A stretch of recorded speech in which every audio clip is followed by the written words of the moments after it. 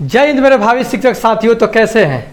चलिए आशा करता हूं कि अच्छे होंगे, जहां होंगे मस्त होंगे, ठीक है ना। देखिए उस टाइप से आप लोग, जो मैं ज़्यादा मेहनत जिस वीडियो पे कर रहा हूं उस पर आप लोग कम रिस्पॉन्स ले रहे हैं, ठीक है। पुस्तक से डायरेक्ट लेके चले आ रहे हैं तो ज़्यादा रिस्पॉन्स ले रहे हैं आप लोग, ठीक है ना।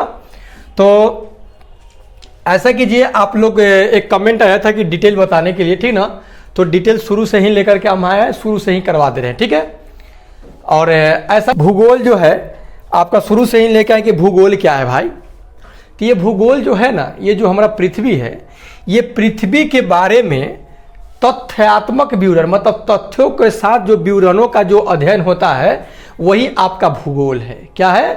पृथ्वी के बारे में आप जो तथ्य के साथ जो विवरण प्रस्तुत करते हैं, जो अध्ययन करते हैं, वही आपका भूगोल कहलाता है। ये जो भूगोल जो है आपका भू और गोल से मिलकर के बना हुआ है।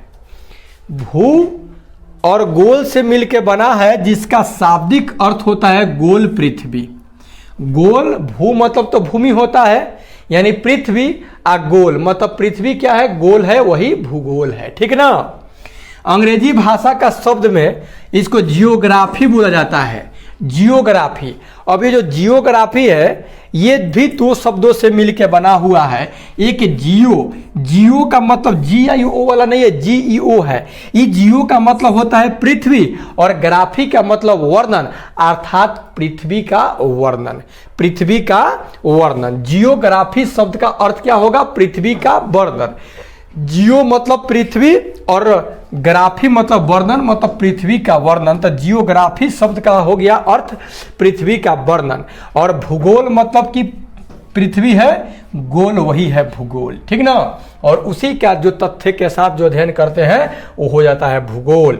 देखिए भूगोल के नामकरण एवं उसको प्राथमिक स्तर पर व्यवस्थित प्रदान करने का श्रेय जो जाता है ना, यूनान के विद्वान लोगों को जाता है। जो यूनान देश के लोग थे उन्हीं को पृथ्वी से संबंधित जो व्यवस्थित ज्ञान, तौर तरीका जो दिया लोग यूनान के लोगों के द्वारा दिया हुआ है, ठीक ना। इरेटोस्थेनीज प्रथम ऐसे यूनानी वैज्ञानिक थे, ये भी यूनान के ही रहने वाले थे। ये प्रथम ऐसे वैज्ञानिक थे जिन्होंने सबसे पहले भूगोल के लिए जियोग्राफी शब्द का प्रयोग किए थे। कि भूगोल को अंग्रेजी में जियोग्राफी कहेंगे। सबसे पहले कोई व्यक्ति इस चीज को प्रयोग करने वाले थे तो वो थे इरेटोस्थेनीज थे, ठीक है ना। कि भूगोल के लिए हम जियोग्राफी कहेंगे। उन्होंने भूगोल का एक पृथक शास्त्र एवं विशिष्ट ज्ञान के रूप में स्थापित किया। इसीलिए इरेटोस्थेनीज को व्यवस्थित भूगोल का पिता कहा जाता है, क्योंकि ये व्यवस्थित करने का काम किए, इसीलिए इनको व्यवस्थित भूगोल का पप्पा कहा जाता है, यानी पिता कहा जाता है। तो आपसे क्वेश्चन पूछेगा कि व्यवस्थित भूगोल का जनक किन्हें कहा जाता है, तो इरेटोस्थेनीज को कहा जाता है, ठीक है। व्यवस्थित भूगोल का हिकैटियस जो थे ना, अपने समय अपने प्रसिद्ध एक पुस्तक लिखे थे, पेरिडायस। अब आपसे क्वेश्चन पूछेगा कि पेरिडायस किनका पुस्तक है, तो हिकैटियस का है। किनका है? हिकैटियस का। उसमें भूगोल का एक अलग अध्ययन शास्त्र के रूप में स्थापित किए, ठीक है ना।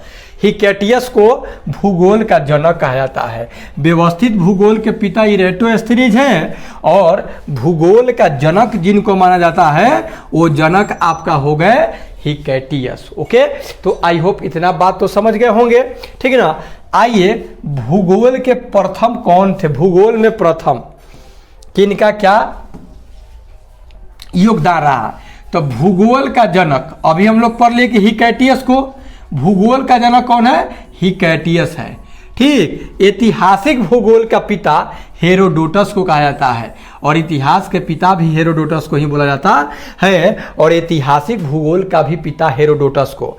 आधुनिक भूगोल का जनक, आज के जो भूगोल है, जो भी अध्ययन किया जाता है, इनका पिता कहा जाता है हम्बोल्ट को। किनको कहा जाता है? हम्बोल्ट को, ठीक है। आधुनिक भूगोल के जनक कौन है? हमबोल्ट है। अब व्यवस्थित भूगोल का था इरेटोस्थेनीज, जस्ट अभी हम लोग ऊपर पढ़े हैं, इरेटोस्थेनीज है। और भौतिक भूगोल का जनक जो होता है पोलिडोनियस को कहा जाता है, पोलिडोनियस को, भौतिक भूगोल का जनक पोलिडोनियस को।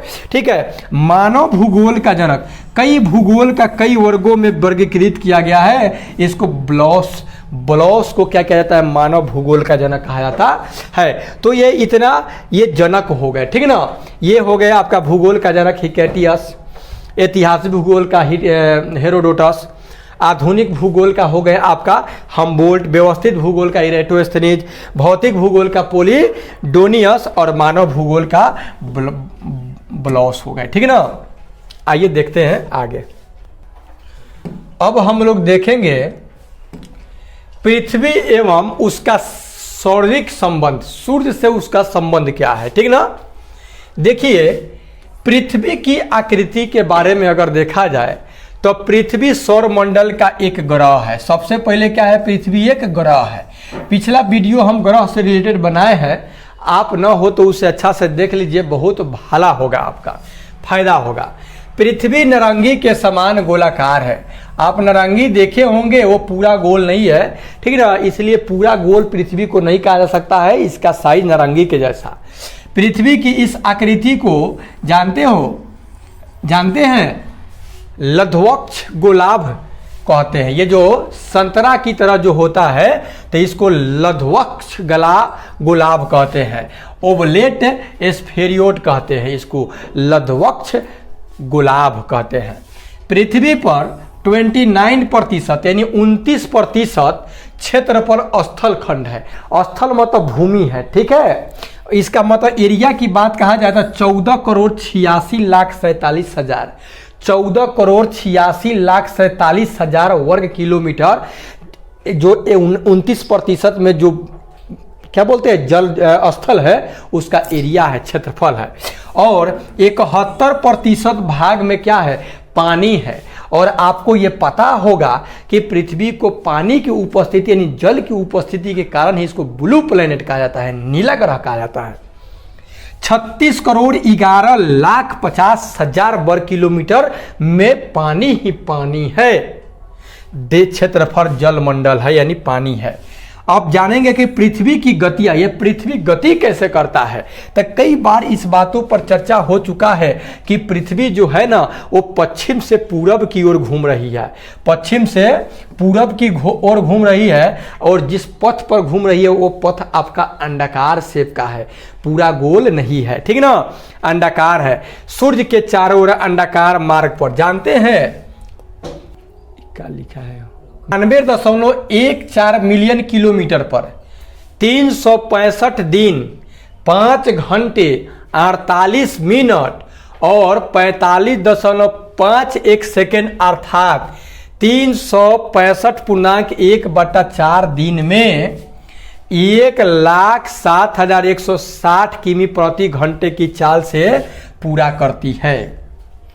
देखिए जरा, पृथ्वी जो है वो अंडाकार शेप पर घूम रही है। इस तरह से क्या है, बीच में सन है यानी सूर्य है, बीच में सूर्य है। इसके चारों ओर 8 ग्रह जो है वो चक्कर लगा रहा है। 8 ग्रह क्या कर रहा है, चक्कर। सबसे नजदीक बुध है, उसके बाद बुध के बाद बीपे क के शुक्र है, शुक्र के बाद शनिचर, बीत के एतवार मतलब घूमेंगे पूरा पृथ्वी पर वो दिन ऐश करेंगे। कथी है, पृथ्वी है। तो ये जो पृथ्वी है ये अंडाकार शेप की यहाँ से लेकर के यहाँ तक ले दूरी जो है 94.14 मिलियन किलोमीटर है। और ये पूरा यहाँ से सूर्य के चक्कर लगाना, ये अपने अक्ष पर भी घूम रही है, इसके चारों ओर भी घूम रही है। घूमते घूमते 365 दिन 5 घंटा 48 मिनट में क्या करती है कि पूरा एक चक्कर लगा लेती है, अर्थात 365 दिन में, ठीक ना।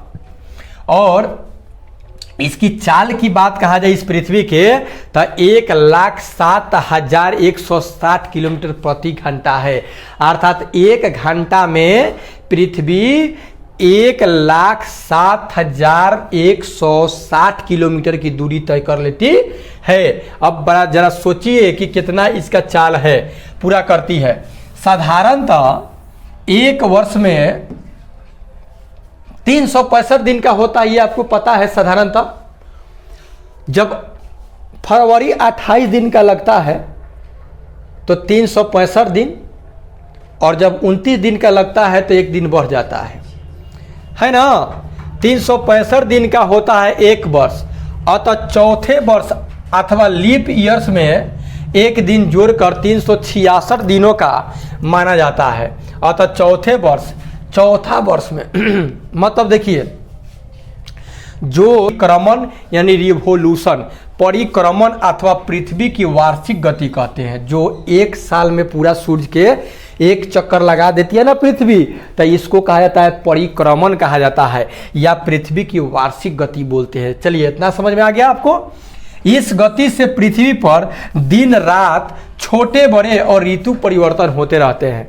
अब क्वेश्चन आपसे पूछेगा कि पृथ्वी पर ऋतु परिवर्तन किसके कारण होता है, तब पृथ्वी के परिक्रमण काल के कारण या पृथ्वी के वार्षिक गति के कारण क्या होता है कि पृथ्वी पर मौसम चेंज होता है और दिन छोट बड़ होता है।